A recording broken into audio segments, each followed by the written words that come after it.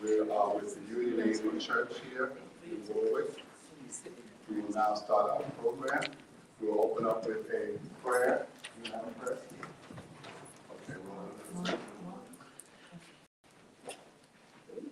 we'll have a different. I'll start soon. 1 second.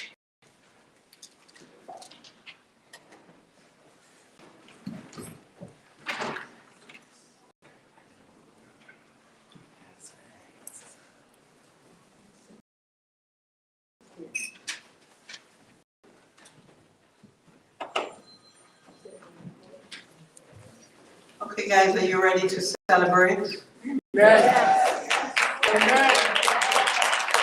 I see one person, two person clapping. And I see the whole floor over here. Are you ready to celebrate? That's something like it. I know we are late, but sometimes you set something up and then you say, wait, you start at 3. And when you look around, the time is 15, half an hour. So we're going to try to move fast so we can get you out of here. We have to make some adjustments to the program. But no excuses. We are ready. We are ready. We are ready. Let's celebrate today. It's Sunday afternoon, February 23rd. Showed up here. You could have been home watching some game or doing something fun. But and let's say we have been saying this is Black History Month. There is no such thing. We are celebrating Black history. Every day of the month is Black history. Every single day. We're going to take that from Black History Month. Black history is Black history all day, every day, 365 days a year is Black history. So good evening again. My name is Chandler Latham. Union Church of Warwick. We've been here 120 some odd years. Some of you are coming here for the first time. I will invite you to come on. We want integration. It says Union Episcopal Church. That means, and that's just a name. We want to see faces, every face that show up in our doors. We worship every Sunday at 8 a.m. Pastor walking in right now. Every Sunday we worship at 11 a.m. So we invite you to come up. That's one Sunday, right? Yes, yes, yes. So I'm going to turn it over to Pastor who is here, and she's going to greet you and open us up. Thank you.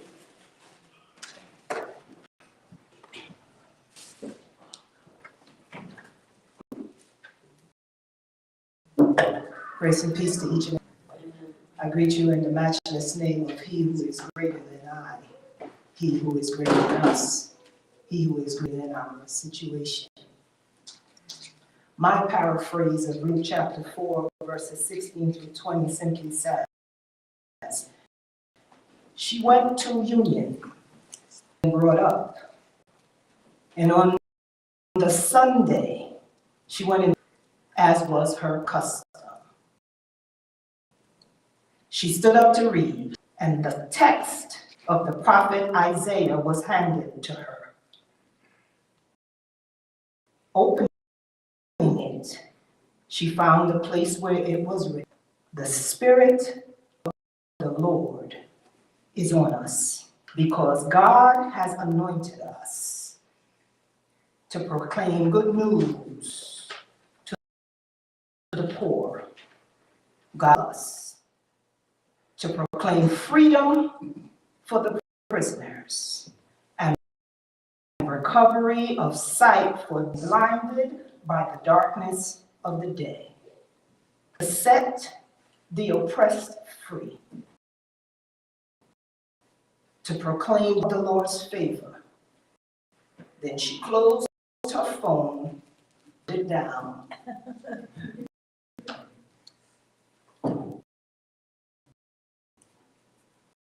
Gracious and eternal God, you who knew before the beginning of time that we would be standing here this day, you who ancestors into being and walked with them and talked with them and encouraged them on the way. You, oh God, who has been with us through good days and days, through trials and triumphs. We hand upon your shoulders because you are relevant. Greater than any name, we still lean on you because you are God who understands that which we'll never understand. So right now, oh God, as your word says, the Spirit of the Lord is upon us. Your word says that we are called for a time such as this. Your word says that we are called to proclaim freedom to the prisoners. So right now, oh God, all of those who are wrongfully imprisoned, we call upon your Spirit to empower us to speak truth to power. Right now, oh God, your word calls us to set the oppressed free. So all of us, oh God, who are laboring under the powers of oppression, we rebuke them in the name of Jesus. Your word says, oh God, that we are supposed to provide for the poor, those who are marginalized. Remind us of our sacred children of a living God, to not only speak the word, but do the word. For we have faith, but faith without works is dead. We have words, but words without action is still insanity. So right now, oh God, you know where we are. And right now, oh God, you know what we are called to do. So whisper into our hearts, whisper into our minds, and then strengthen our resolve. Blessing every one of us, oh God, who come together to become the beloved community. But make us worthy of a community. For community holds hands. Community runs forth together. Community waits for the least of these. And community does not only acknowledge the best of these. We are a body, oh God. And no part is more important than another. So if I'm the eye, oh God, help me to see what you have put forward. But if I am the small toe, remind me, oh God, that we cannot stand firmly, flat-footed, to speak truth to power without the small toe. So, one to another, not just by hand, oh God, but by heart. So when the word calls out, run together, children, no one will be left behind. Bless this day, bless this hour, bless this season. But after we have been encouraged, after we have been filled up, let it not dissipate as we leave this place. This is our prayer.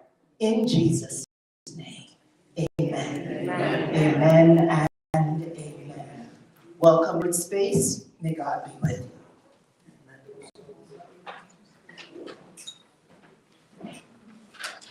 Thank you, Pastor.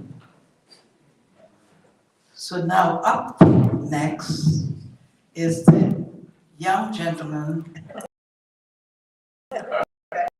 that look over here. Amen. Excellency with a resolve that's like none other. Amen. Our man, Michael.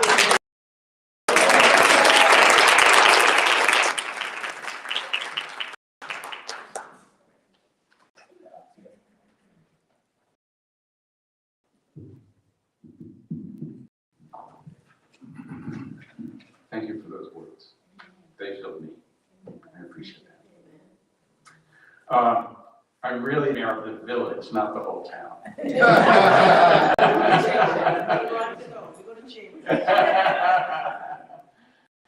But it is quite an incredible village. And we've done some pretty incredible things over time.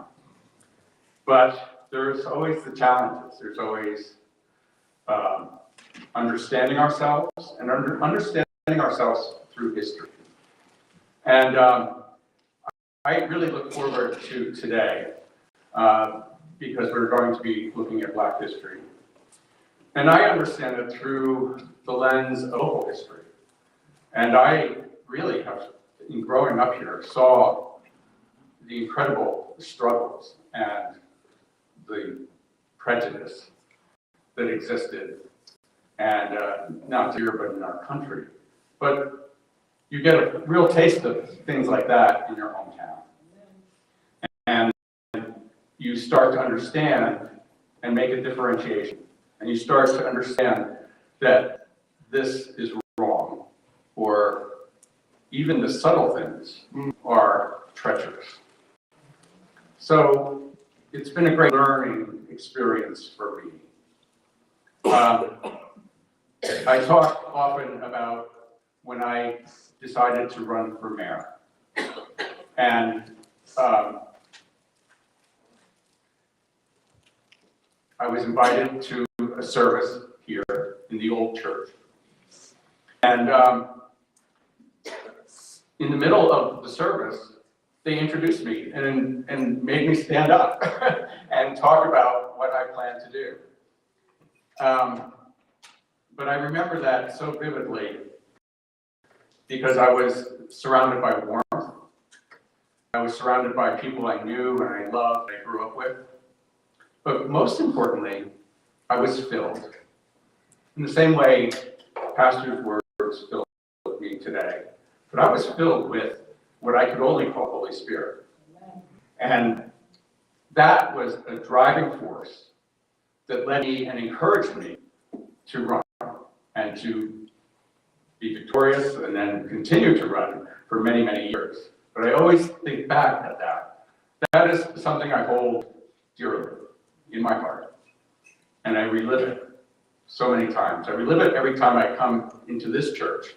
They're not the same windows, I don't believe, but it's the same Holy Spirit. So that's a good thing. But we still have a lot to do, a long way to go. And I just want to mention one thing. The other evening, my board was asked to name 2 streets in our community of a new development. And we decided on Logan Lane.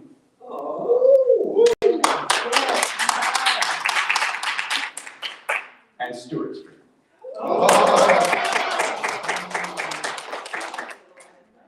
So maybe that's the beginning. Yes. Of many other things to come. Thank you very much.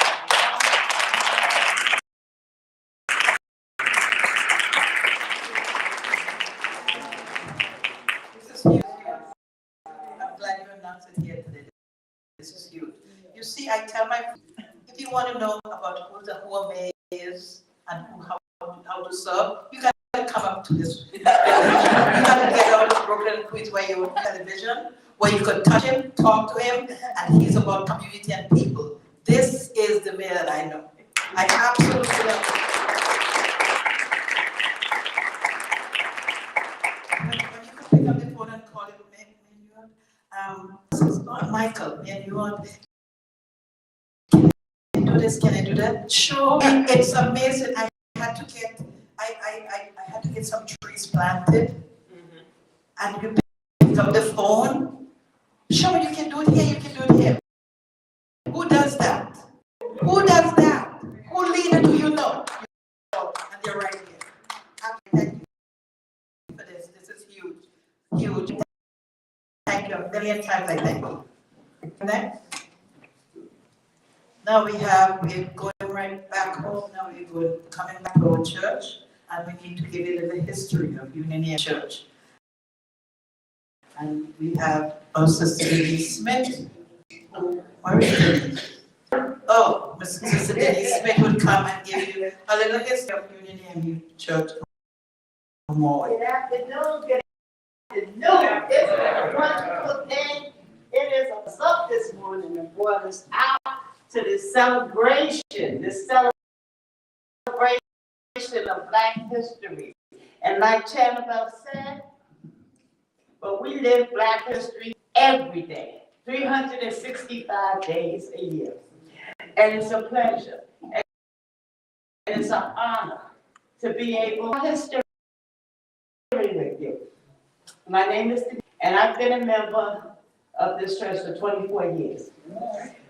I can't believe it, because I saw a whole generation of kids grow up in this church. And Mayor Newhart, you bought tea. And you know Rachel Logan was my best friend. So I can't thank you enough for that. Now I'm going to read the history of the church, long history. From 1906 to 2024, 120 years. Union began as in late 1900 or early 1905. A small group of people felt led by deep spirit to establish a permanent church African ancestry in Warwick.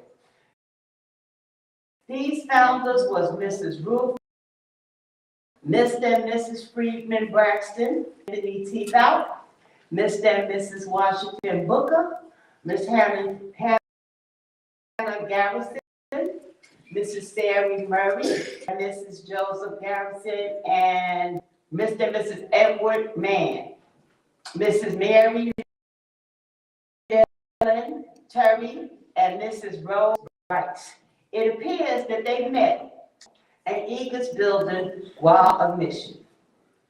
In July 1905, Reverend J.J. Walters was assigned by the New York Annual Conference to pastor both Warwick and Chester.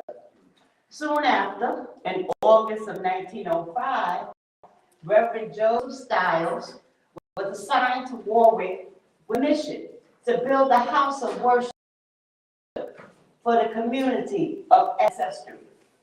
Reverend Stiles resided with the Braxtons of South Street. You know, that's what they did back then. They invite their pastors to come and stay with them and everything. So I don't know if we still do it. We do, but you know, that's how they did back then. On October 1st, you come stay with me, Pastor. I heard you. On October 1st, 1905, a special service held at the Demarest Hall. Colored and white members of the community attended. We don't say colored no more. We don't say colored no more. But that's what we would call back then. Reverend Stiles announced the forming of the new church organization and plans to build a house of worship. Reverend Minot of the Catholic Church pledged financial support, as did Mr. Thomas Demarest. And I know you're familiar, those of you who did here, was born up here, know the Demarest family. That Demarest consented to the continued use of his hall every first Sunday of each month. It was estimated that the new church would cost $1,500. Yeah, right. You know that was a long time ago, right? In November 1905, a piece of land was secured on McEwen Street and a 2540 foundation was laid. Mr. Henry Demarest gave lumber and use of horses to haul sand given by Mr. Frank Odell. Mrs. Fanny Benedict gave the stone for the foundation and a team of horses. Okay.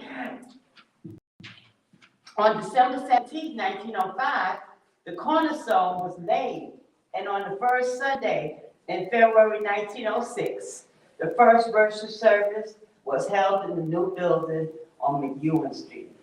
The official incorporation of Union African Methodist Episcopal Church was completed in March 1906, and on June 7, 1906, the church was dedicated. During the physical building of the church, the spiritual church was also growing.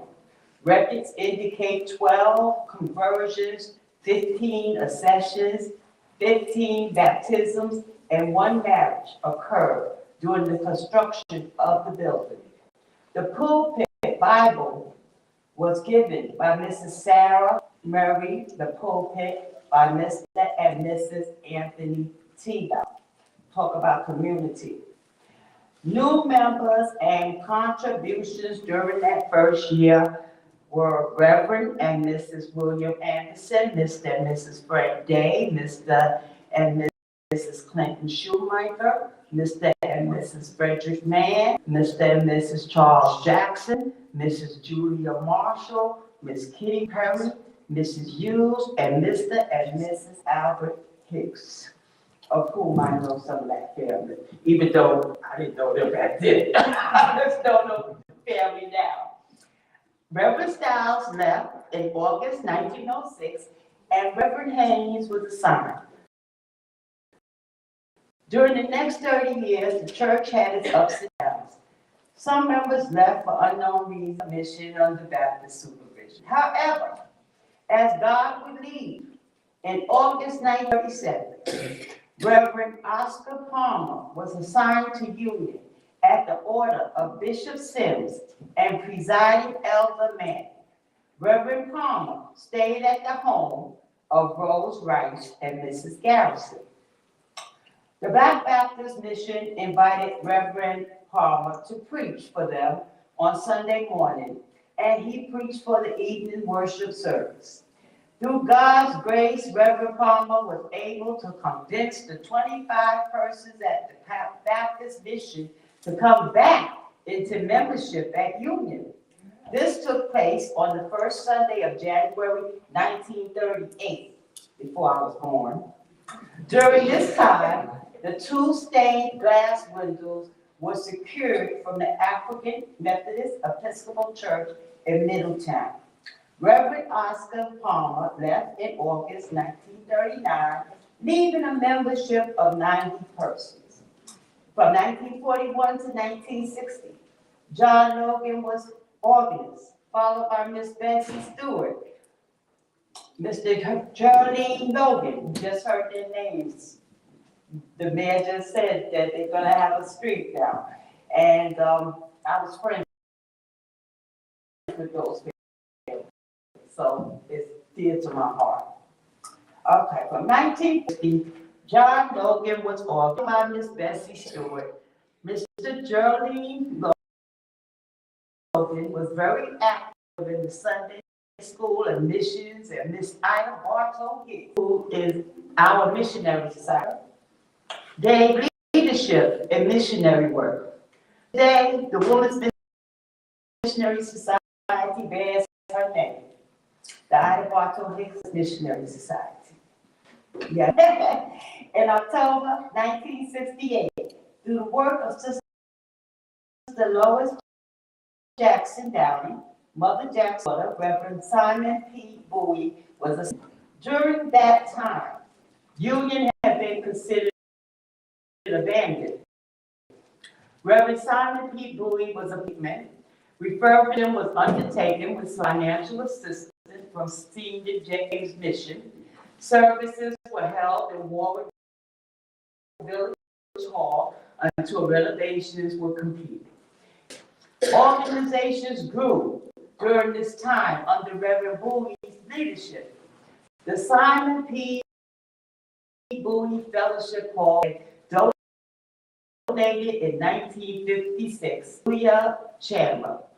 Union African Methodist Church continued this rich heritage because of Simon P. Bowie, abandoning God's church in its darkest hour. Reverend William D. Watson was assigned to Union in 1972 and stayed until 1974. During that time, Union peaked in membership. The church was vibrant and youth were involved. New West rooms were built during this. Union has had 18 pastors, Reverend Bowie, namely Reverend William D. Watson, 1972 to 74, Reverend Forrest Wharton, 1974 to 75, Reverend James Baptiste, 77, Reverend James E. F. Lawrence, 1977 to 81, Reverend Joseph Ward, 1981 to 82, Reverend Reynolds Smith, 1982 to 83, Reverend George Harmon, 1983 to 86, Reverend James Washington, 1986. Benjamin Hill Sr., 1988 to 89. Paul S. Owens Sr., 1989 to 99. Reverend Ronald L. Ivy, 1999 to 2004. I look at that, that's when I came, and so it's special for me because I came to this church under the direction of Reverend Ronald L. Ivy. And he was here till 2004. And then we had Reverend Mashana Walton Davis, 2004 to 2007. Reverend Vernon H. Peters, 2007 to 2009. Reverend Brown, 2009 to 2011. Reverend David Crumpton, 2011 to 12. Reverend Kevin T. Taylor, 2012 to 2015. Reverend Catherine P. Brooks, 2015 to 17. And Reverend Dr. Anne Marie Bitsy Addison, 2017 to the present. That's my pastor. Thank you for Pastor for her, because she is a wonderful pastor, a teacher, and a person behind her congregation, and help them with whatever they need when they come to her. So I love her. Each pastor has made significant contributions to the growth of Union. During the time of Reverend Harmon's pastorate, the mortgage on the parsonage was paid. Reverend Mashana Davis made history as she was the first female pastor of Union and was an integral part of the plans to build this edifice, the new edifice. She facilitated the move of our old edifice to Forrester Avenue in the village of Warwick that is now on African American, it's now an museum where people of all ages can come to visit and learn our diverse cultural background. Our old church is at Avenue, so if you have not been over there to see it, take a stroll over that area where they have the historical society places, all the things that's historical. It's a wonderful little tour, and I suggest everyone try to go and do it. We have revitalized and expanded Christian education. The Sunday school led by Pastor Anderson Posey is flourishing. Prayer meeting and Bible serve as a weekly spiritual revival for the dedicated members of Union. We have established the class leader system and added new class leaders. As a result of ecumenical involvement and outreach programs, Union has new high visibility in the Warwick community. Currently, Union is more involved with the connectional body of the African Methodist Episcopal Church. It is the mission of Union African Methodist Church of Warwick, New York, to effectively minister the word of God to the people of God.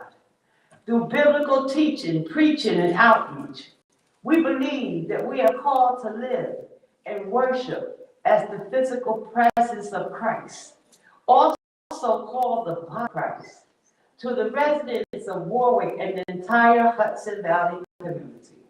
We adopt this purpose by never ceasing addressing the person as a whole, with needs for spiritual, social, financial, physical, and emotional maturation. We view each person as a living document of God with unlimited potential to dwell. And thus, we serve the total living discipleship, praise, evangelism, economic, and educational development. It is the goal of Union African Methodist Church of Warwick, New York, for the 2021 to 2022 conference year to the building of our faith We will build up by increasing our opportunity, commitment to study and spread the word of God. We are committed to increasing our conversion and accession by 25%. We are also committed to increase the beef up of our youth through partnerships. As we officially observe our 120th church anniversary, we look to the future with great expectations, seeking God's divine guidance, remaining faithful in prayer, submitting ourselves unto God, and placing the cross of Christ before us. We declare unto others the good, for we walk by faith and not by sight.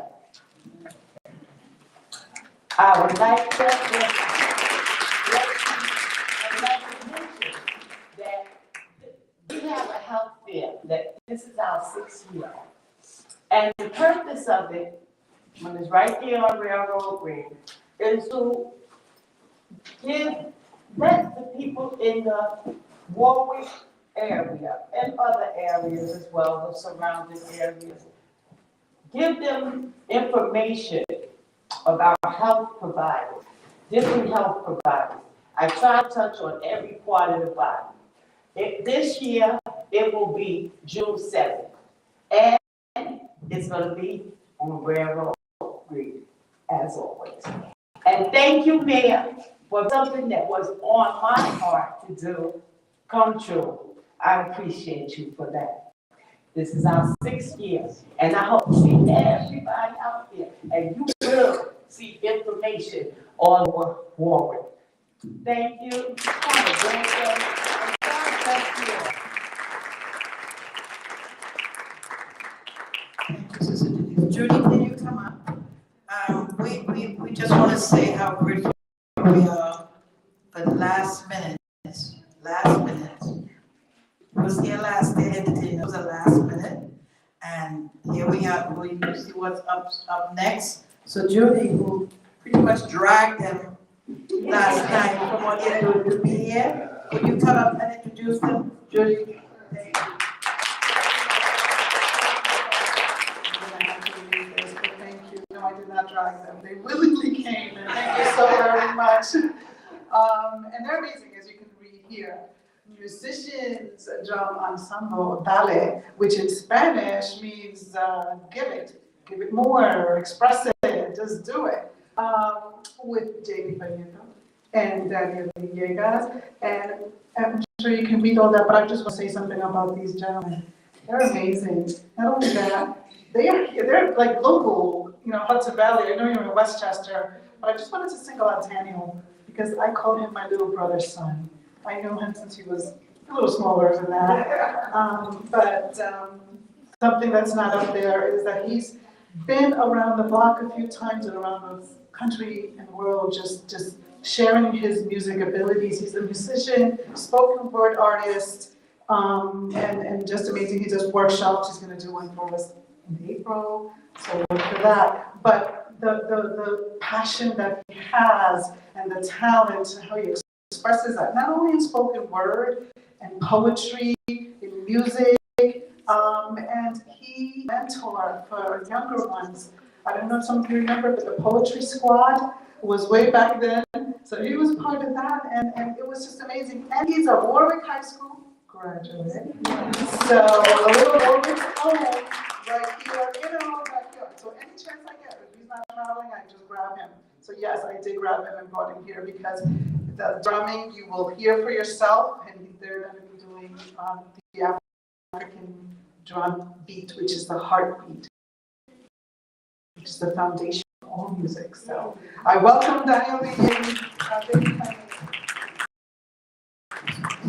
While you said something, I went to AI last night to get some information, and the amount of information that AI, you see that description I put right at the bottom, that came straight from AI. I got so much information about you guys. I started reading it, I said, these guys are powerful. We got some celebrity coming today. Ready for this? Bueno, Panito. We're so glad to be here. I'm going to stand up before I sit down on the drum. So I'm a drummer. I've been drumming for over 20, 30 years, off and on. I started drumming in a church. Believe it or not, my grandmother was the guitarist. God rest her soul. She passed away in 98. And when I started and I would play in the church, I started playing congas, and then I got to the big drum, the actual drum kit. And one thing that I've learned, you know, being that it's Black History, and I'm glad that you said it's not just a month, just like Hispanic Heritage Month. These are not just months for us. This is what we live all year round, every day, 365 days a week, a year, a month. Planetary cycles. So the reason why I say that is because it's something that does happen no matter what culture you are in. The drum is always there to unite people. So some of the information that I've learned through some of the things that I was researching. So in West Africa, the Mountain Empire, the djembe was created by these blacksmiths called the Numu people. Now, these individuals would go to the trees, they would do a prayer and ask the tree if it was okay to cut it down. Then they would make a djembe specifically for the individual, so they were handmade for the individual. Now, the interesting things that would happen is that a lot of these people, they were drumming. In other words, just like now, you could say, okay, I want to be newscaster, right? We get that choice, but they were born in. It's like you were born to be a drummer, literally, right? And the reason why I say that, so the djembe, the word actual djembe defines, besides that it's been around 600 to 800 years old that this djembe has been around. Djembe, dje meaning to gather, be means people. So the djembe, the word itself means to gather everyone in peace. And the reason why we say that is because the drum brings celebration to whether you're born, especially in the African culture, when you're at birth, when you die, when there's weddings, and when there's political events. So it was always said as celebration. The reason why I say that, and this will be my spin-off of what I've learned, the drum for me explains what the heart feels. And there was times where we didn't have language. We had the drum. We didn't have English. We had tones and we had sounds. So the word person is defined as beings of sound. Per-son. So by vibration, human beings react to sound, which is why when we actually play the drum or we have positive thoughts and we uplift each other, we take ourselves to places that we normally wouldn't go. So I'm going to do a little drumming. I'll just do a mini poem since I'm here, and I'm able to do some poetry. Then we're going to drum for a little bit. We got about 10. We got to head out to Newburgh.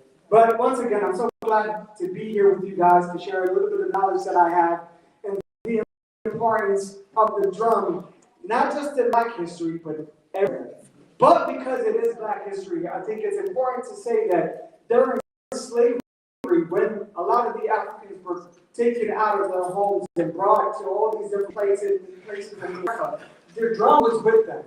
And drum was a coded language that they spoke about things that were happening, about things that they needed to do themselves. This drum, and when we play these patterns, don't just think of it as they're playing music. No, this goes deeper than that. This goes at a soulful level. How we communicate as human beings to each other. So here we go.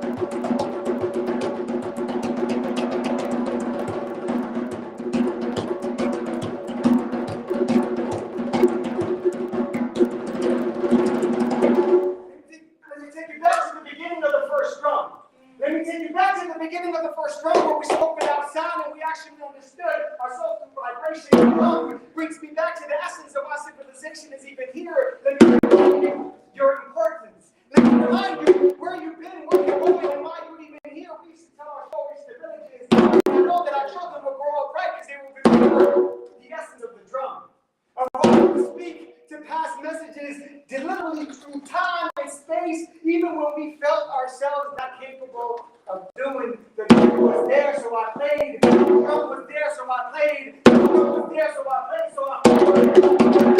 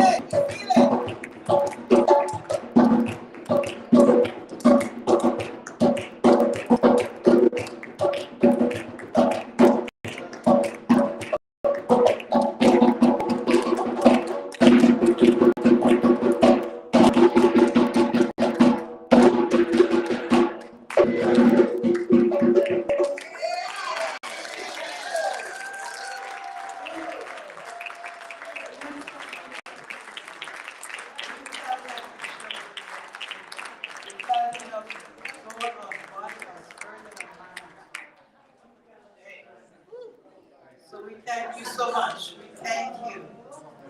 Did you feel it, church? Yeah? Guys, we are so grateful that you showed up.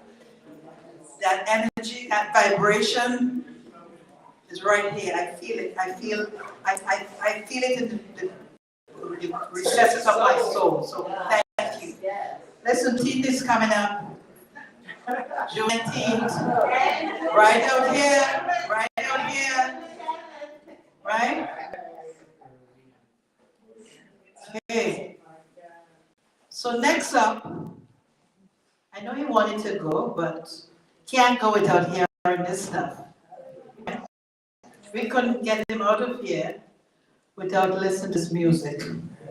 And we're going to present to you our state senator, James Coffey. I met him a little while ago and I said, who's this little tiny guy? The picture that I see of him is like a big puzzle.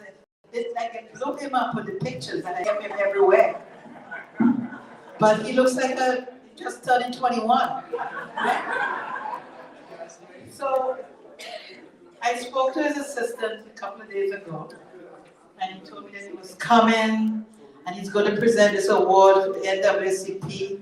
I said, seriously? He's coming to do it? I said, yeah, he's coming. So we're not taking this for granted. That on a Sunday evening, I know how hard you work in your position as a state senator, but you took the time to recognize the work of the NAACP in this area.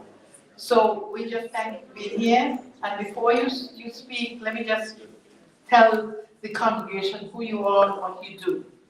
State Senator James Schofield, I know I'm messing it up. I've been called far worse by a lot of people. Is the fourth term representing the people of Orange County. Fourth term. That means we love him and he's doing a great job, right?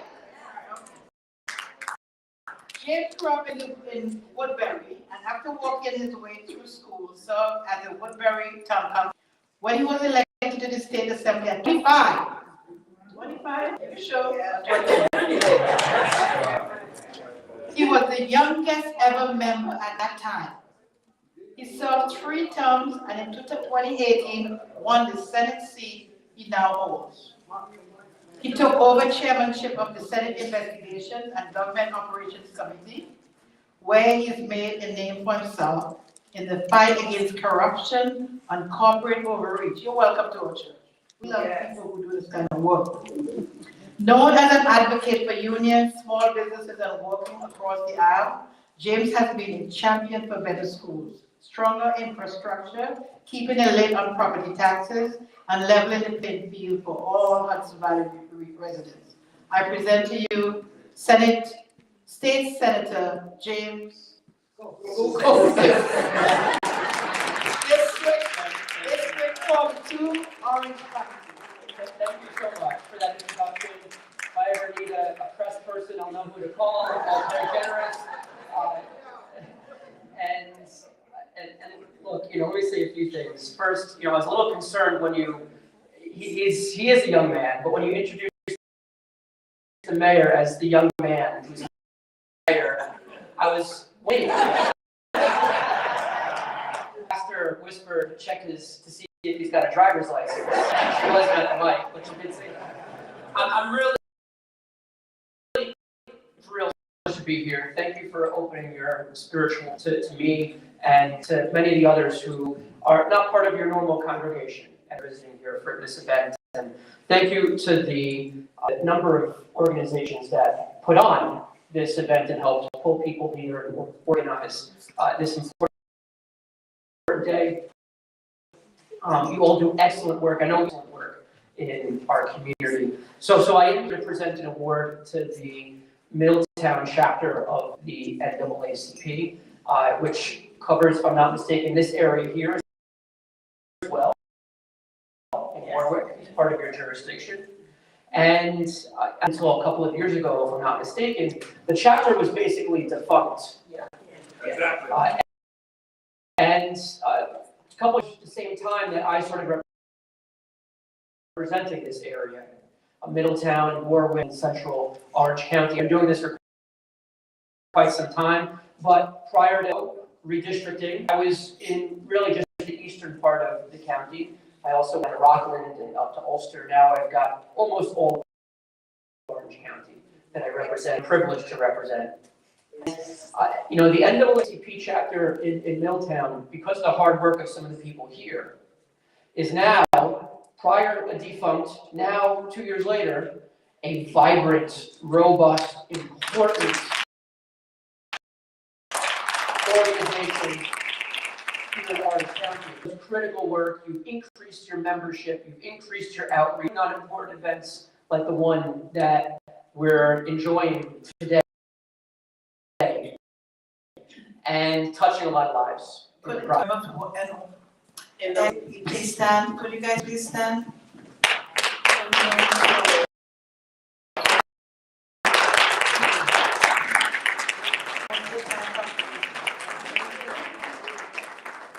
And so the highest, I'm glad, and I know some of you, I want to call you up in a little bit to receive this award. The Empire Award is the highest award that the state Senate to organizations in New York State. These are organizations that state senators and are emblematic of those groups who are going above and beyond to make a difference in our community, are a pillar in our communities, and are touching so many lives.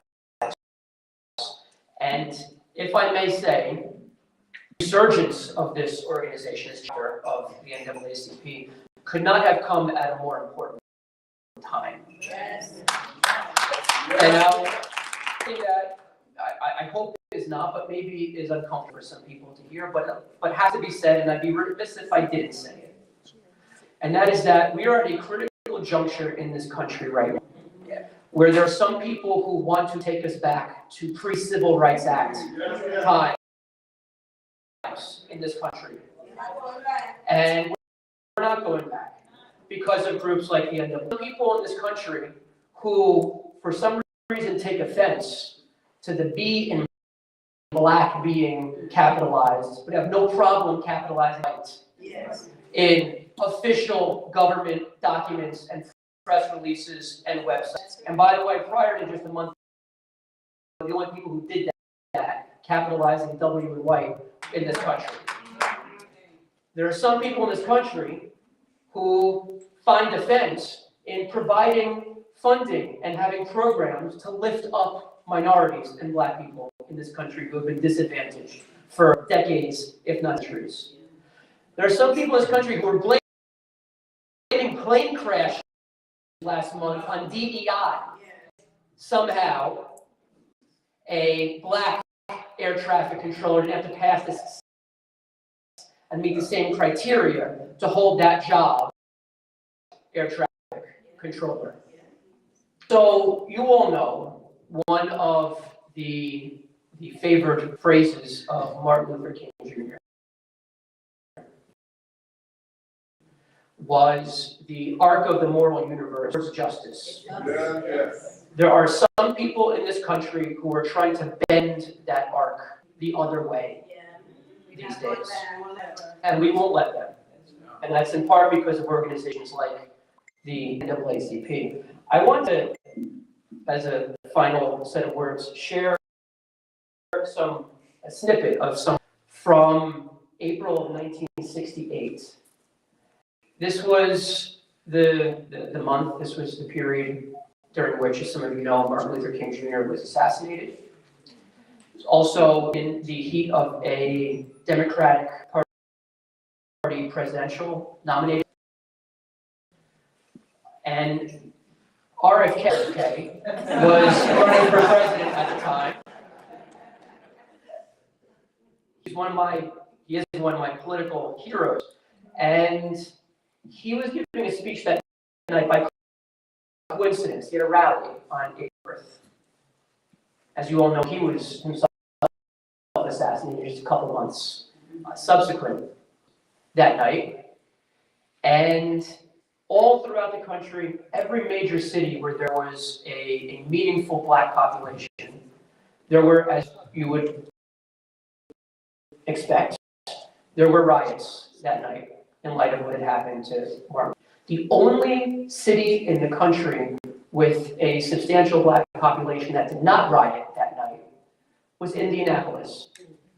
And it is attributed to the words that RFK shared that evening at his campaign stop. And the people, predominantly Black crowd at his campaign rally, had no idea. There was obviously, no texting or no cell phones at the time. They were at that event and they didn't know that Martin Luther King had just been assassinated. And so RFK actually had to share the news that this had just happened. And I'm not going to read you the whole speech. This was an extensive speech. It wasn't reading from a script.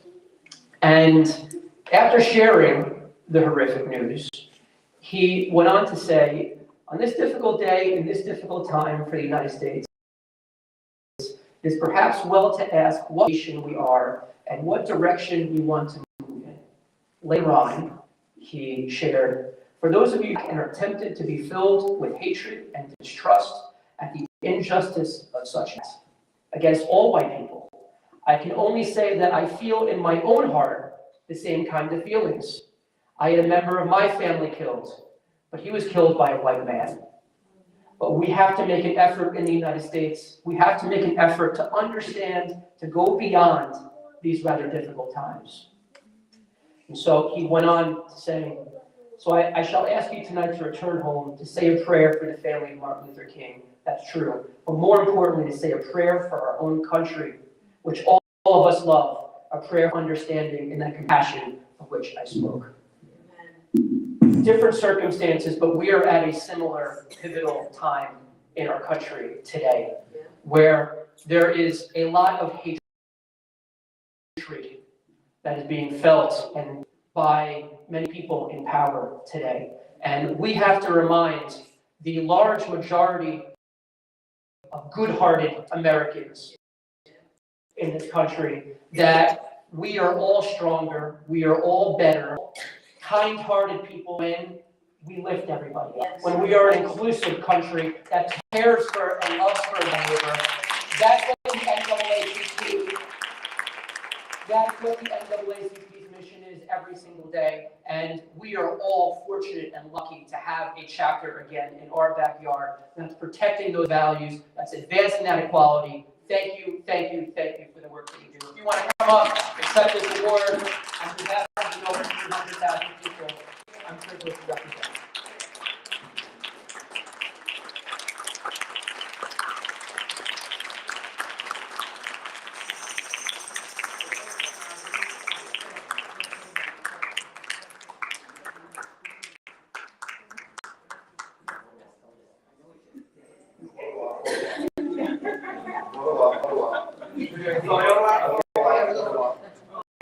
Well, this is history right here. History, not a mystery, it's history. Come on.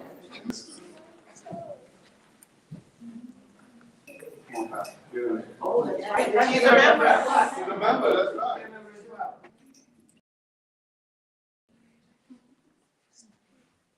Get closer, please. Come on. Get some hugs there. Come on now. There you go. Love, there you go. Thank you.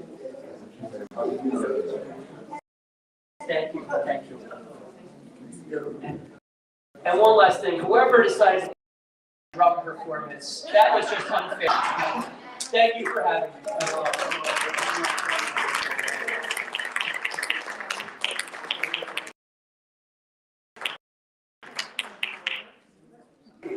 Turn around.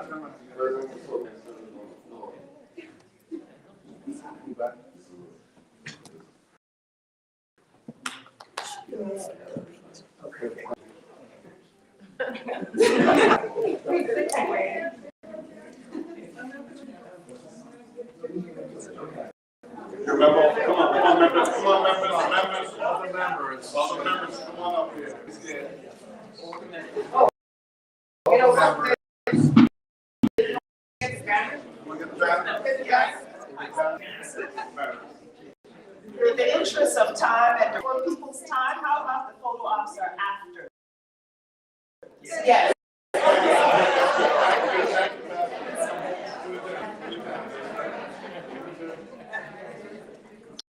Hello, everyone. Now we'll have the youth. Thank you guys for coming. And first, I want to thank you, Pastor, for Young giving. people would present to us. I just wanted to say thank you for giving us this opportunity to be able to receive this award. And I heard that we are here today. Oh, God bless you. Thank you for presenting us this award as we revitalize our chapter. And this is only the beginning. We have so much more that we haven't, so stay tuned. And we would like to legislative meetings, which is March 6th at 3:30, so we can really begin to speak and use our voices as what the NAACP is about. So thank you guys for having us here. And together we can, we will, everyone. Now we have our young people.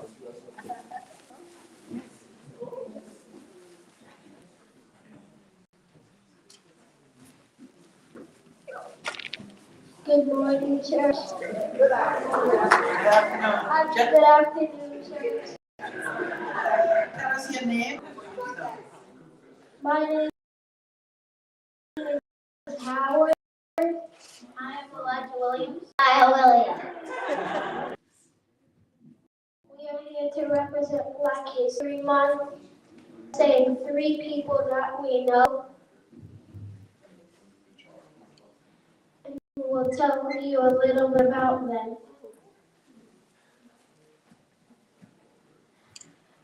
My first person is Dr. Martin Luther King Jr. And he wrote speeches that spoke for people's civil rights. And also Rosa Parks, she stood up for unfair policy. Frederick Douglass, he was a statesman or a congressman, and he wrote laws to help free Black people. And Barack Obama, he proved that we're not inferior, but he became the leader of the United States. That's right. And I'm going to now do a list of inventors. My first inventor is George Washington Carver. He invented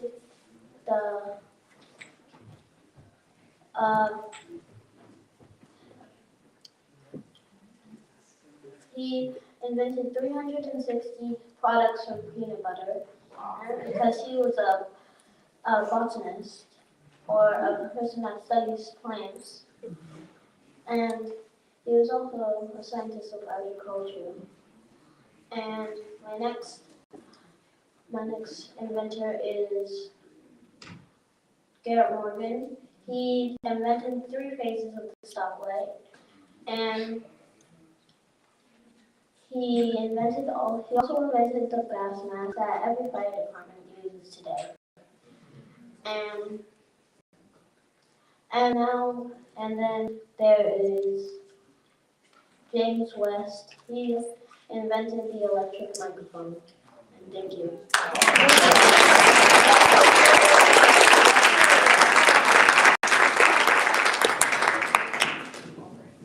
So now I have 2 inventors and 1 person that I'm going to talk about. My first inventor is Mark E.D. His colleague, Moeller, and his colleague Dennis Moeller created the first IBM computer. And IBM stands for International Business Machine.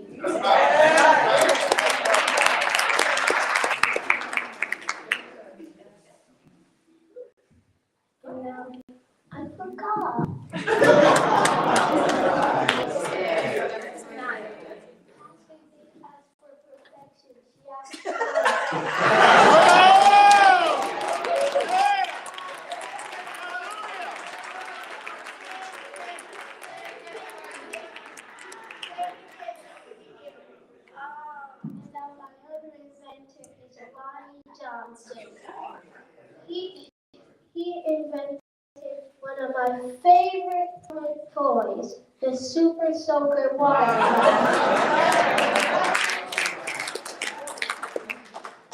Now, my last person, because of him, we are here. The founder of this church, Richard Allen.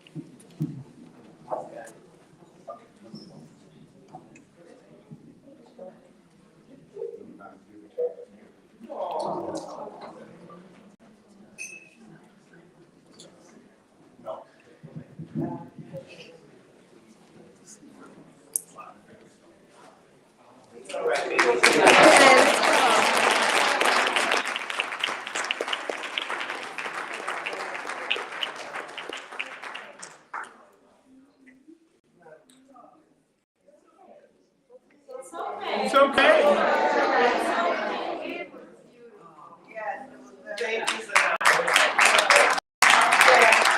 We understand. Listen, these kids are amazing. These are our kids. Give them a round of applause. We all come up here with a piece of paper reading. They study and know what they're doing. So we need to, I'm so proud of them right now. These are our kids. These are our kids.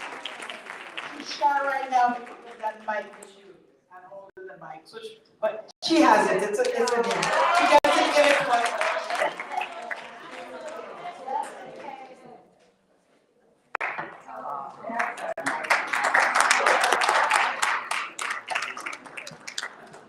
Okay, so we'll move on. We don't want to keep you guys here all night, so let's go to the next one.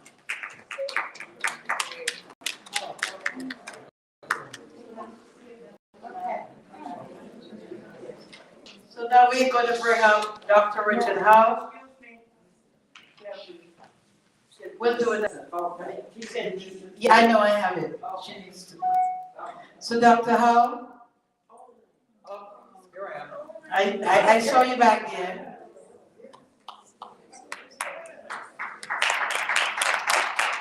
Let's welcome our former historian, Dr. Richard Howe. And he's going to tell us all about African Americans in Orange County. Are you guys ready? Yeah. Okay, take it away, Dr. Howe. We're glad you're here. Thank you very much.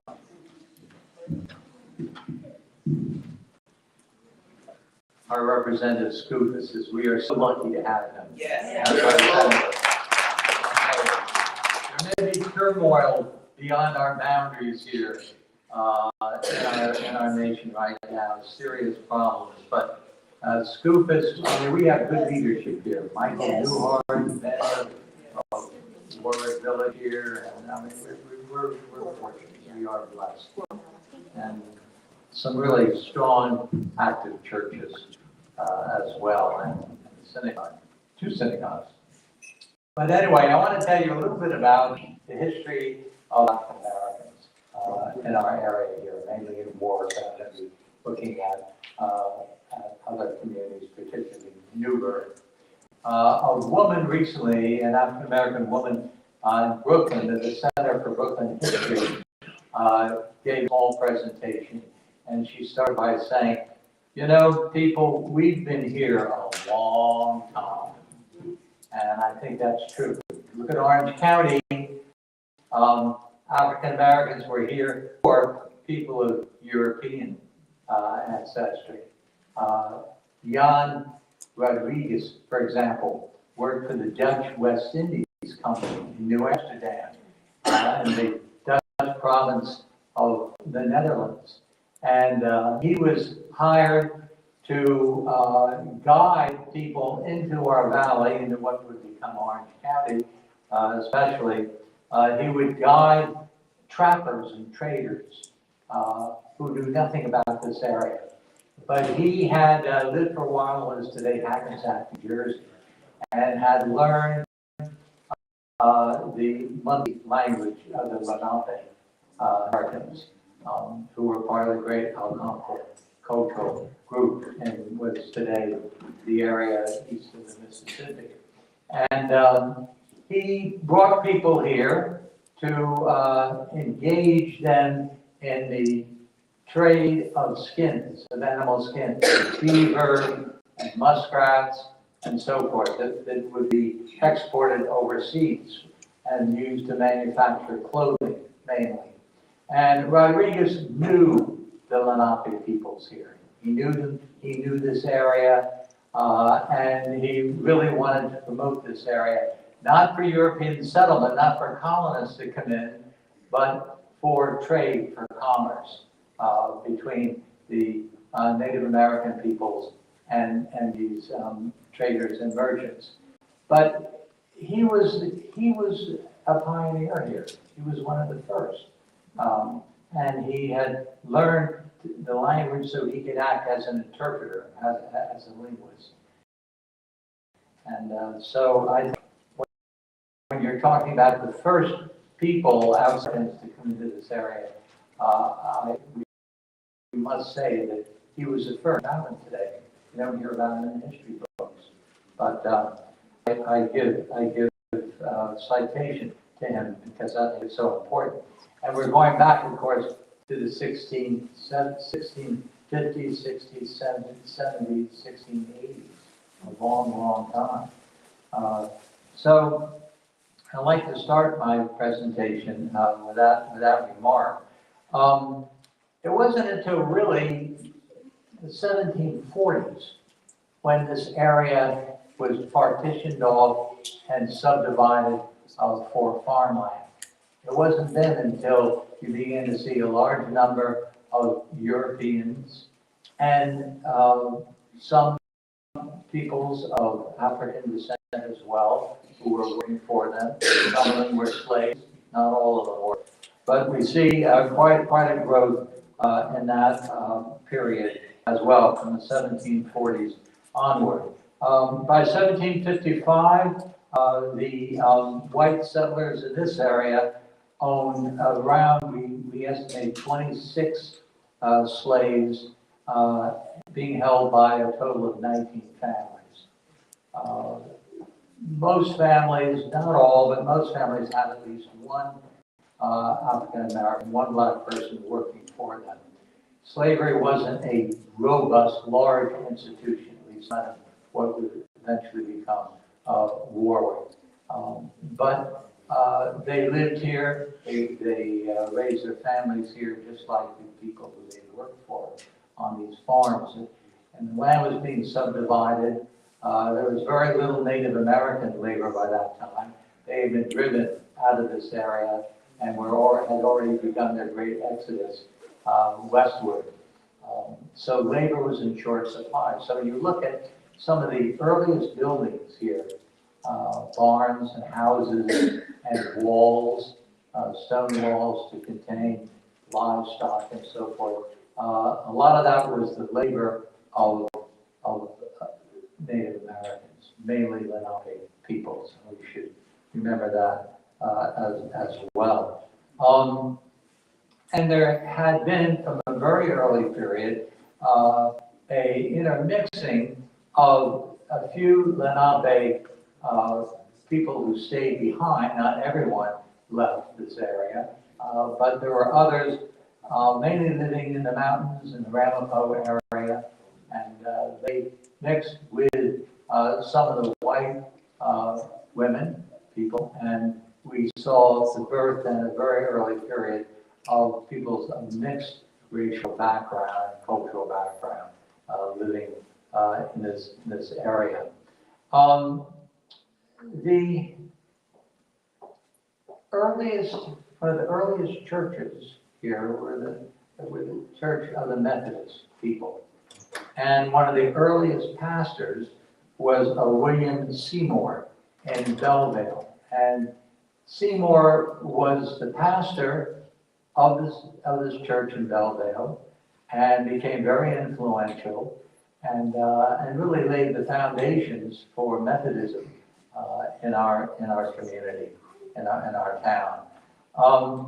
And he had a mixed racial congregation, and there's every evidence that everyone seemed to get along pretty well. I mean, there was very little violent activity or anger or anything. There was a lot of cooperation, even in that early period. Okay, so moving ahead, slavery, we also have to remember that slavery wasn't totally abolished in this area until 1827. Slavery was phased out. It wasn't until slavery wasn't really legalized until 1817, but that doesn't mean that everyone was emancipated at that time. A law was passed by the state legislature that every child born after 1799 would be free. But the child, if the child was male, the child wouldn't be free until he was 28, and if he was female, he was 25. And as late as 1820, there were over at least 105 slaves we can account for in the war area, and 65 peoples of African ancestry who were free. So there was a free population as well here, and I'm fairly sure. Okay, now I want to look at Newburgh a moment, because Newburgh has a very, very, very old black population, a long, long time. And Newburgh was one of the most important port towns in the Hudson River Valley on the growing agricultural economy of the county and Ulster County and some other areas as well, going as far west as New York. Cattle were being marched down into Orange County, down Broadway in Newburgh. That's why Broadway is so broad and so large. And yet it dates back long before trucks and cars and so forth. That was because seasonally, thousands of livestock would be taken down Broadway, down to the shore, and placed on boats to be sent off to meat markets in New York, so it would become New York City. So that's an interesting aspect. And one of the earliest African Methodist Episcopal Zion churches in New York was established by the black community in Newburgh going back to 1827. And they were able to organize the communities in Newburgh to help them to build their own church. At first, they held services in some of the white churches in Newburgh, but in 1833, they built a church, had their own church on Washington Street. Washington Street was one of the main avenues where black Newburgh peoples resided on. In 1847, Newburgh was blessed with the arrival of Reverend Joseph P. Thompson. Reverend Thompson was an amazing person. He was born in slavery in Winchester, Virginia in 1818. And he came to Newburgh, was assigned to be pastor of the A&E Zion Church there. And he went about raising money, raising funds to expand the church because the black community was beginning to grow and they needed their own church. And Thompson was very charismatic, an excellent speaker, and he was well educated. He studied medicine and he studied law and he studied theology. Being educated at several prominent colleges here in America. And Thompson, for years, was the major spiritual leader in Newburgh. And I'm counting everybody too, not just a Black leader, but he was very influential, very prominent among many, many peoples that lived in and around Newburgh. Now, they had difficulty. They were attacked several times by racist members of the Newburgh community, once in 1860 and again in 1862. A great deal of damage was incurred by the building. They tore down the door, broke windows, and even tried to set it afire. They did not succeed in both occasions, but it was hard going. There was always a concern for the safety of individuals and of family members and worshipers in the church. But the church continued to grow. In 1870, the church was renovated and enlarged. By that time, it had a population of well over 140, and it could even possibly be larger. Thompson became famous as a minister. He preached in churches up and down the Hudson Valley, but almost always basing himself in the Newburgh church. And he was so influential that he was invited to England to give lectures in theology and to become and to participate in ecumenical conferences there. Recognized, respected, not only here in Orange County, but up and down the Hudson River, even in New Jersey, northern Jersey, and he really was extremely influential in supporting the Black community of Newburgh and other parts of Orange County.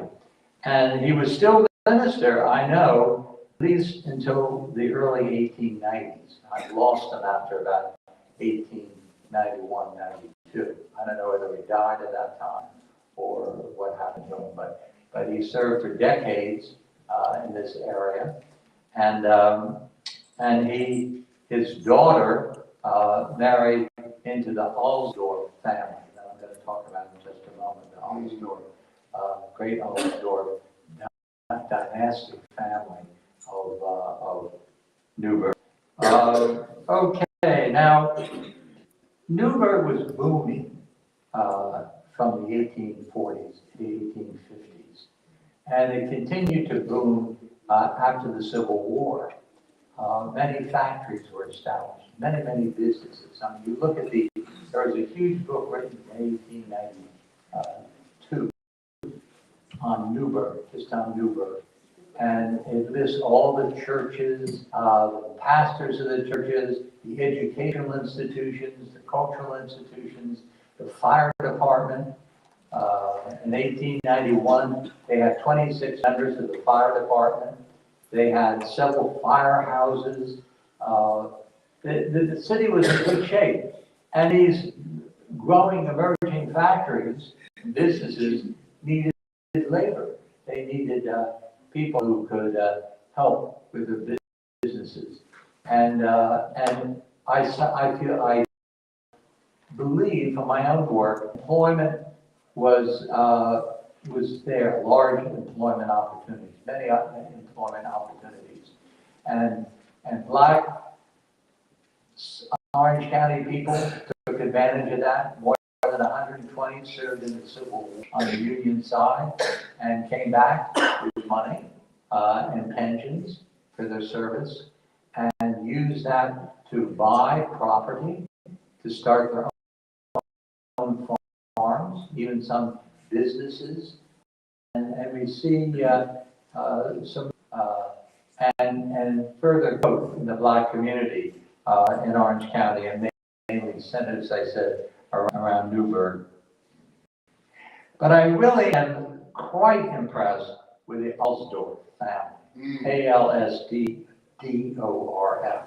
George Alsdorf was born a slave in the Wallkill Valley in Ulster County. And at a young age, he came to Newburgh and first as a farmer. And he was a successful farmer, and he used that capital to start a number of businesses. To start a bakery, to establish a tailor shop, and a catering business, and most importantly for Newburgh, he established a dancing school, an academy. He was a musician, and a really fine musician. And the Alsdorf Academy became well known all over Orange, Ulster, and Rockland counties. People came to study. They had courses, and it was hugely successful and continued to grow. The Alsdorfs came to Goshen, to Newburgh, I believe, in the early 1840s. And they had established their dancing academy, later to be called the Music Academy, in 1849. And it remained in the family for generations. Ulysses Alsdorf was the last, and he continued the Alsdorf family businesses, particularly the music, right until the 1970s. He died at a very old age. But the Alsdorfs were generous. They believed in philanthropy. They helped the Black Church in building a still larger facility. They helped when they were raising money. He was what I would almost call the Leo Cades of war. Some of you know Leo Cades. Leo Cades would always open up his wallet, his bank accounts, to hospitals, to churches, to all kinds of organizations in war and even beyond. Another very successful Ford vehicle business, and still thrives with he just died a few weeks ago, and his son has been in the business for a long time with them. But the Alsdorfs were that way, and they were very civic minded. They were instrumental in forming in 1902 what was called the Lincoln League of Patriotic Colored Citizens. Lincoln League of Patriotic Colored Citizens. This was an early civic organization. They had programs for youth. They had beautification programs. They supported the Newburgh Opera Company, building a big opera house in Newburgh before the turn of the century. They were really just an amazing family. They were referred to as the Alsdorf dynasty. And they were respected throughout Newburgh. Their catering business was very successful. Newburgh was beginning to prosper after the Civil War. People were having nice weddings. They could afford to have catered, and the Alsdorfs took advantage of that as well. The Alsdorfs lent money to young entrepreneurs trying to get started in small businesses.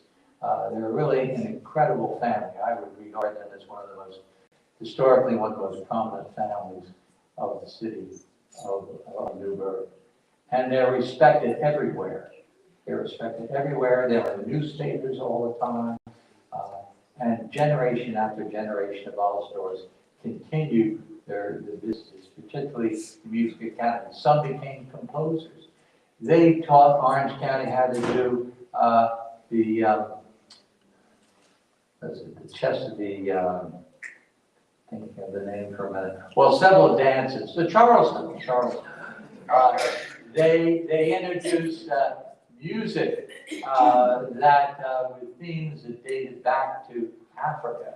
I mean, they were just an incredible, almost magical family for Newburgh. Okay, so moving on from the Alsdorf family, and they had large families, and everyone wanted their daughter or son to marry an Alsdorf. And they were very active in the legal area as well, helping people who had been maybe assaulted, injured, or so forth. They knew about the legal system, and they were very helpful there as well. I also should say something about education. By 1870, in fact, 1874, public education became compulsory. Children had to go to school, and they were guaranteed a public school education up until the 8th grade. And actually was extended a little beyond later on, but up to the 8th grade. So the Black population in Newburgh was becoming more literate. Literacy rates were very high in Newburgh. The Newburgh Academy, very well known and prestigious. Many people went to it. Even the Alsdorf family attended Newburgh public schools. And Ulysses Alsdorf was an 1891 graduate and then on the student council at the Newburgh Academy. Very influential in his own right. Went on and became a well-known musical composer. Okay, so all right, now let's get into what happened in the 20th century. By 1910, Newburgh was booming. Newburgh was one of the most prosperous communities in the Hudson River Valley. They had opera houses, they had schools, had a terrific reputation.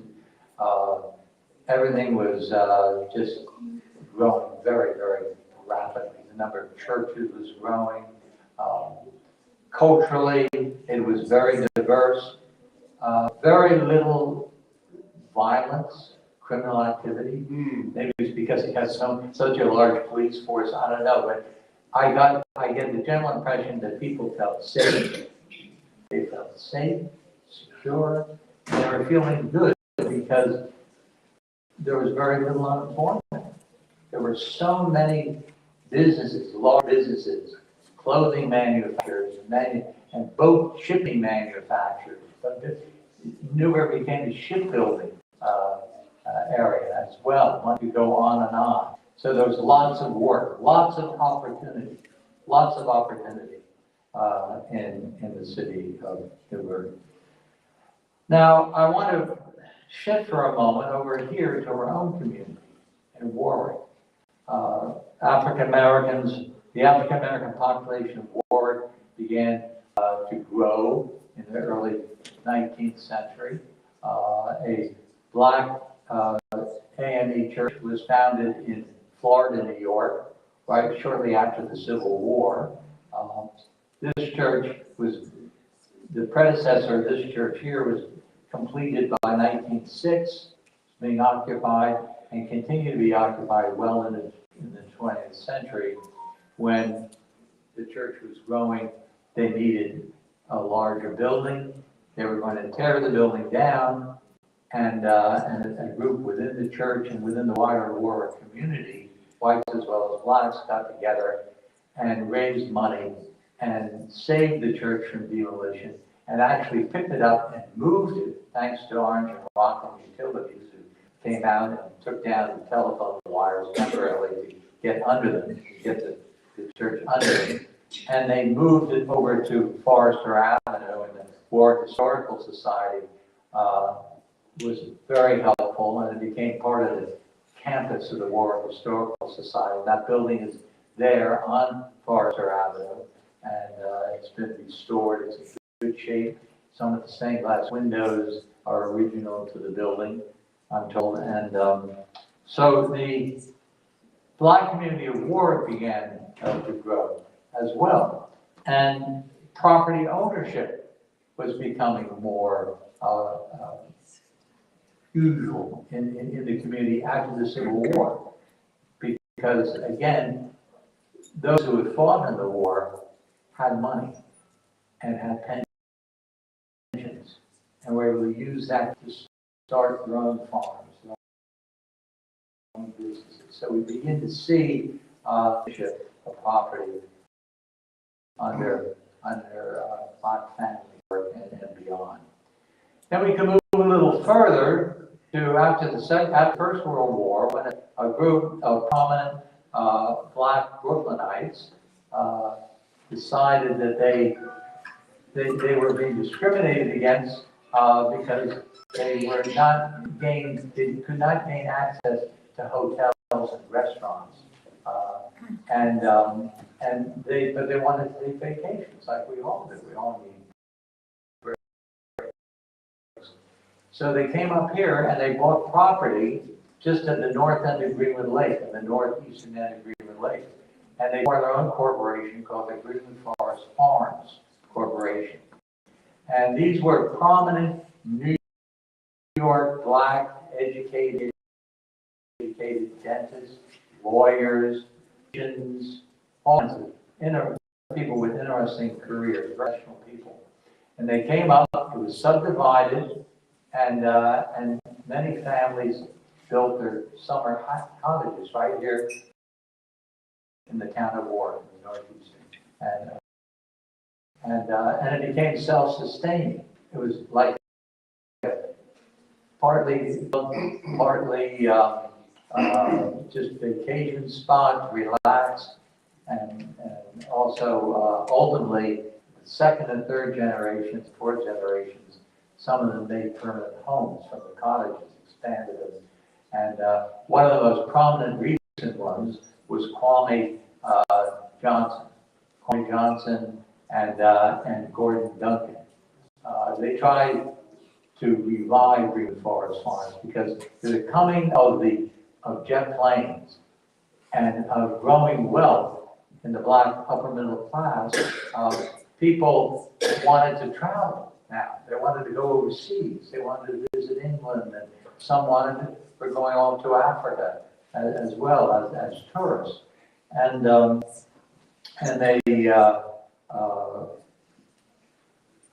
they use their summer houses up here less and less and less and less. And Greenwood Forest Farms had really begun to decline until people like Gordon and Kwame and their began to rebuild it and attract American writers and novelists and dramatists would come up here in the summers and spend some time at Greenwood Forest Farms. Looking at the population began to develop a new era from about, I would say, about 1916, moving right into the 1970s. African Americans from the South, in northern United States and Midwestern, to Chicago, to New York, to Philadelphia, and so forth. And we began to see quite a substantial growth in the Black population of Orange County, and particularly in the Newburgh area. Some of the old Black families were still living in the area, but they're receiving a huge influence.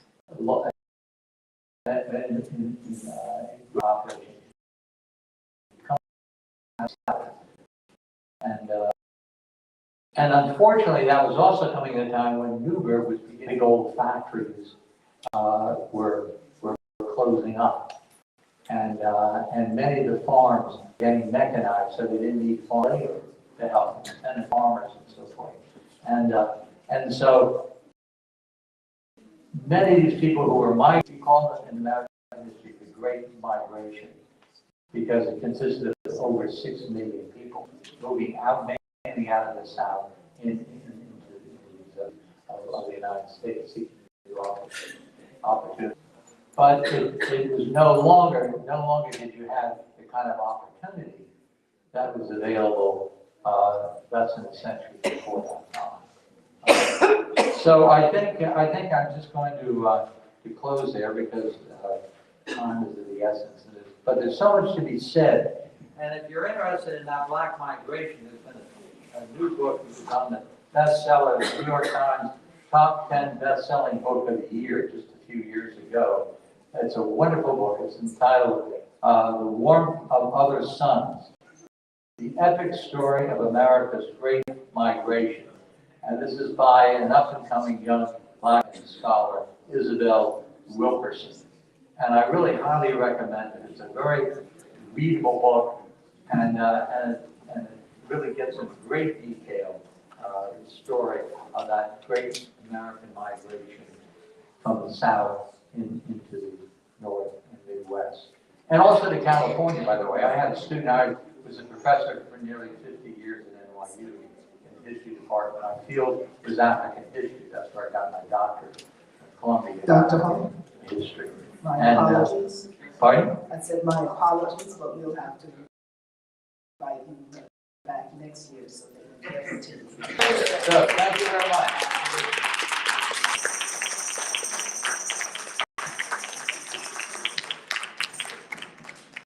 Thank you so much. Great history. It's good to be back here at church. Yeah, thank you so much.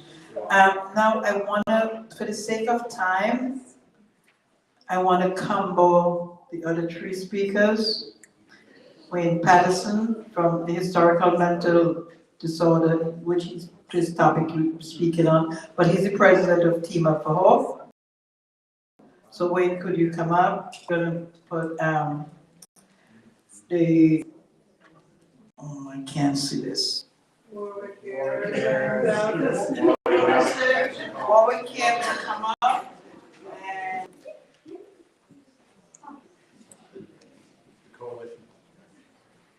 yeah. Okay, guys, so you have a lot of stuff in the back. Briefly say what you do. You guys work together for everything, and you each say what you do. A lot of information is in the back. So go right ahead and introduce yourself again. Tell us what you do, so we can. Hi, I had a speech prepared, but maybe I'll just share just a little bit. My name is Christine Wilson, and I'm the new prevention director at the Warwick Valley Community Center over at the Doc 5 building. And thank you so much for having me here. My husband is here. We're just so delighted to be a part of the celebration for Black history and your welcoming nature. I think the main message that I have is that Community Center welcomes all people from all backgrounds, all walks of life. We are action-oriented. We are a community of purpose and value, and we have so many opportunities for you to engage, to get involved in pro-social, healthy, just really community building opportunities, especially for our young people. We have so many ways that they can engage in healthy activities and connection and leadership and volunteering. So my message to you from the community center is all communities are welcome. Diversity. We embrace all of you and your differences and all of our differences. And so please talk to me. My name is Christine. I have a table in the back. Learn more about the community center. Come by the community center. Come to one of our classes, our workshops, any of our community really fun events that we partnered with Warwick Care as an amazing organization. And I think that we do better when we work together, and we do better when we embrace our diversity and our differences. So thank you, and thank you again for having me. Thank you, Christine, amazing, yes, and thank you again, Pastor Betsy, and also Shanabelle and Denise, and just for inviting us here and opening up your doors for us. I really do appreciate it. This is our second annual, I'm so proud. This is our second year, and it's going to be, forever, right? So I wanted to, I'm Judy Batista with Warwick Cares, mental health initiatives here in Warwick, and I wanted to just share a verse, because last year I started with a verse. And this one is, for I know the plans I have for you, declares the Lord. Plans to prosper and not to harm you. Plans to give you hope and future, from Jeremiah. And that's what we have here. And I wanted to just talk about hope, right? So just think of that word hope. That word hope is mentioned in the Bible 300 times at least, okay? That word hope is just hope in itself. It's a message of healing and a message of love, and that yes, you are loved. So one of the things that we do at Warwick Cares is to have the 988 number. If you go around town, those of you who are from out of town, make sure before you leave this town, spot a sign, take a picture and tag us. Because we have about over 50 from each of the villages and Greenwood Lake and everything. 988, and 988, for those of you who do not know, is the crisis line.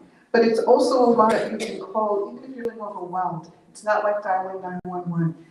So that's important. That's one of our initiatives, is to have that. And thankful again to you, Mayor Mark, and the town of Warwick for helping us with this initiative, because we've made Warwick a very exemplary town, haven't we? And I think that it goes a long way, because why? Because mental health is about everything. Black History Month is mental health. Hispanic, History Month or year is mental health. I think everything is under the umbrella of mental health, because without mental health, we won't have physical health. We are all combined. We cannot take for granted that we are body, mind, and spirit, and we need to take care of ourselves, self-care, and each other. So there's a lot of resources. It's not because of lack of resources, it's for lack of knowing where to find them. So, so we wanted to just put this little drop in the bucket here in New York, the whole town of Warwick, with those very life-saving resources like the 988 number. And if you go back there at my table, I have lots of things.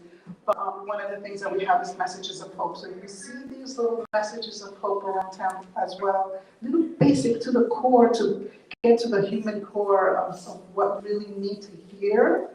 And anyone at any time struggling or just having a bad day or just need to, have someone to talk to, and maybe if you see one of those little signs that says hope, the little heart in it, it might touch you. Maybe if you see a sign that says love, yes, you are loved, it might touch you. We may not need too much, but we need that little lifeline to hold on to for the day. So those are the kind of things that our mental health initiatives does, outside of education and training and outpatient support and working with the people that are here. This community also, Wayne is going to tell you about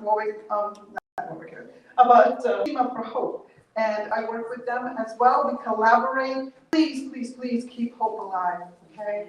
We are hope. We have to breathe and be hope. We have to wear hope. And wherever you do, just hope is it. And hope is always what? And love. It's cushioned in between the faith and the love. Remember that. Just keep that hope. Thank you.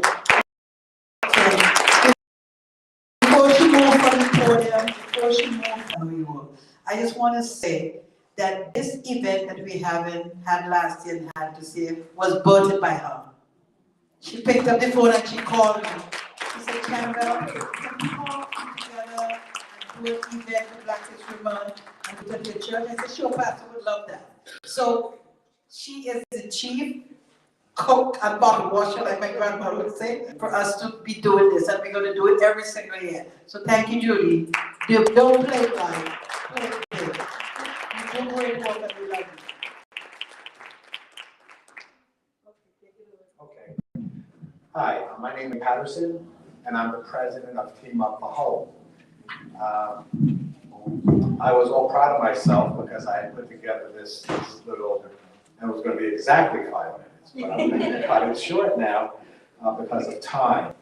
I thank you, the Andy family. I want to thank you, Reverend Dr. Anne Marie Betsy Addison. That was, I said that good, and I wanted to share a couple of things I want to share, the highlights of what I was going to talk about.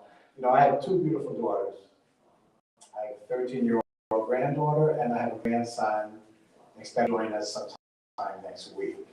So that's exciting, and I'm out and really excited about that. I've been living here in Warwick 26 years. 21, and I was traveling back and forth for the first 5 years I lived here to New York City. Didn't get to know much about work because I worked and I traveled, and that was it. 21 years ago, I made an effort to get engaged with this community. And I became a local realtor, I became a member of the Chamber of Commerce, I became a Rotarian, I became a Lion, I was on the school board, and I also was a part of, in the beginning, of the Warwick Prevention Coalition.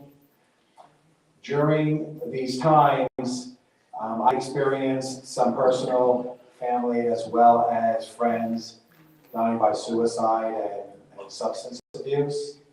At that time, I met Judy Batista and the American Foundation for Suicide Prevention. At the same time, I met Beverly Braxton, who couldn't be here today, with We the People Warwick. That was key in my role for getting more and more involved with the community. I also, at the time, and more recently, got involved with Team Up for Hope. And that was from the brokers here with Better Homes and Gardens Green Team, Jeff and Amy Green, had a member lose their life to an overdose. And they formed a not-for-profit 501c3 called Team Up for Hope. And they came to me to not only be engaged, but to lead the effort. So I'm kind of like the face of Team Up for Hope, but I can't say I created it. This Team Up for Hope's mission is to focus on mental health, addiction, and suicide. We do that through video and audio podcasts. One of our more recent audio video podcasts was with a local resident named Alex Stewart, who's a Sergeant First Class, and he recently also wrote a book called Unspoken Words, focusing on PTSD and the military young man doing wonderful things and getting the word out and awareness of PTSD as well as suicide, which is a big, big problem today. I also was recently asked, and I'll make it quick and I'll be done, I was also asked to be and lead a committee for DEI, diversity, equity, and inclusion through the county. And need I say more about that? I had a lot more to say in my speech. I'm going to share it. I'm not going to, you would have loved to hear it, let me tell you, but I'm not going to go there right now. But I do want to say this about DEI. These are the social inclusion classes of diversity, and it's ethnicity, social class, veterans, religions, physical and mental ability, gender, tenure, sexual orientation, age, military, religion, personal trauma, profession, race. But today it only seems to be race. Right, but there are another 12 that don't seem to be. I also want to share that I was asked also to chair an organization for the Rotary Action Group Mental Health Initiative. And that's focusing on 58 clubs throughout the Hudson Valley and 1,500 members. Now, I've been asked, hey, how do you do that all? And the answer is I can't. I can't. I'm the jack of all trades, master of none. All right. But I say this, I get an opportunity to meet, work, and serve with beautiful, beautiful human beings that are doing special things in their communities and for the lives of others. And I'm working on how to prioritize my time so I could do more of an hour here and more of an hour there and more of an hour there. But I would not give any of them up because they're all wonderful organizations doing wonderful things. That's it. But I do want to say this, I thank you for allowing me to share my piece today and for allowing me to share here at this annual group event. Peace and love.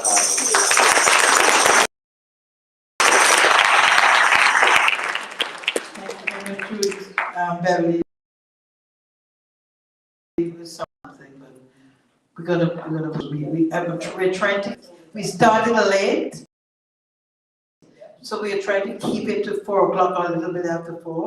You know you were coming from 2 to 4. So next time we said, I don't know if I'm gonna go because I'm there till 5 o'clock. No. We want you to get you out of here. The time you expected to be out of it. So we thank you for coming. Thank you so much for spending the afternoon with us. One of my mentors, it doesn't have to be long lasting to be everlasting. So now on to him who has called us to shine in the darkness. Shine. Have a great day.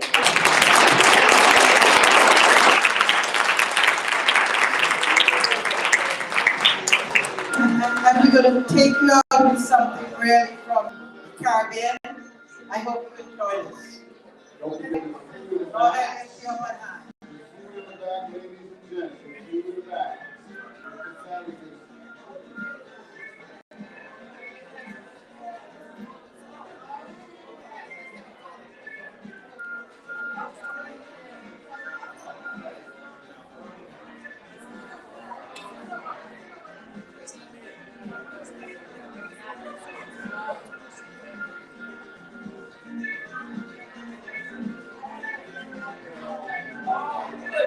Attention, can everybody who's a member of the NAACP branch come forward here to take a group photo right before we go here?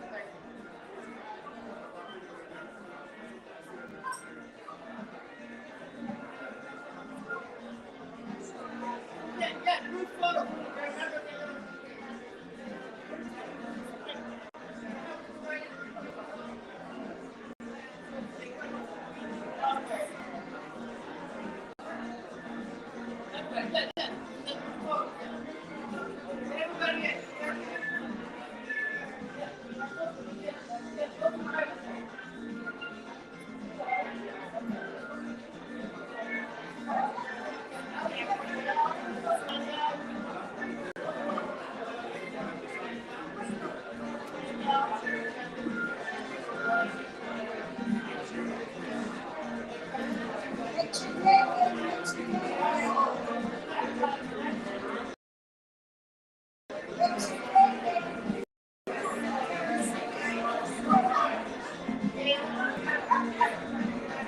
I'm sorry, can we get everyone please in the front? We're gonna attempt to take a group shot of everyone. Why not? Oscar.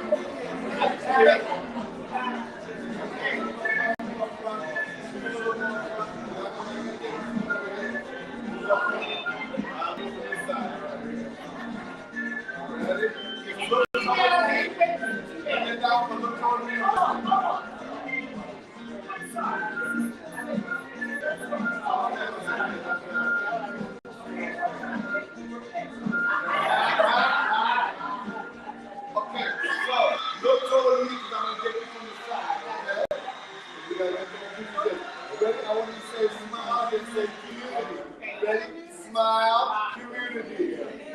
Okay, another one because I didn't get Q in there. Ready? One more. Smile, community. Good, one more time. Smile, community. Good, very good. I got it.